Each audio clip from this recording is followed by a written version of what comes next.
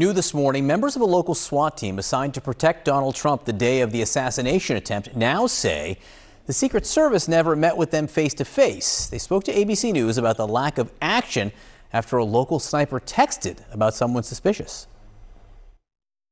We had a text group between the local snipers that were on scene.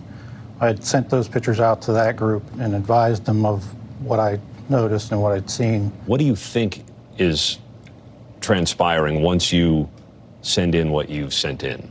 I assumed that there would be somebody coming out to, speak with this individual or, find out what's going on.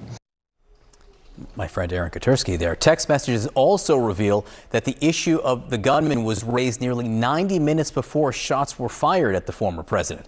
CNN's Zach Cohen here with the latest this morning. Zach, what are you learning? Yeah, John, members of the SWAT team describing both a failure in planning and a failure in communication. And they told ABC News that it started with this briefing, that they were supposed to have a face-to-face briefing with U.S. Secret Service snipers before the rally took place. But that never happened. Take a listen to what they told ABC News this morning. We were supposed to get a face-to-face briefing with the Secret Service snipers whenever they arrived, and that never happened. So I think that was probably a pivotal point where I started thinking things were wrong, because that never happened, and we had no communication with the Secret Service.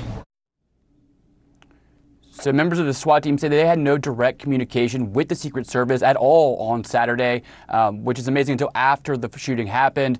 That includes warnings that they picked up and they were talking about amongst themselves about this suspicious individual who would turn out to be the would-be assassin, that were raised hours in a group text with just the local snipers in it about 90 minutes before the rally took place. I want to read some of these text messages. They were obtained by Chuck Grassley, the Republican senator from Iowa, who is investigating the shooting at Trump's rally. One of them in particular at 4:26 p.m. Again, this is over an hour and a half before the rally started. One of the local snipers texts, "Kid learning around building we are in." A little typo there. "I did see him with a rangefinder looking towards stage. FYI, if you want to notify SS snipers to look out, I lost sight of him."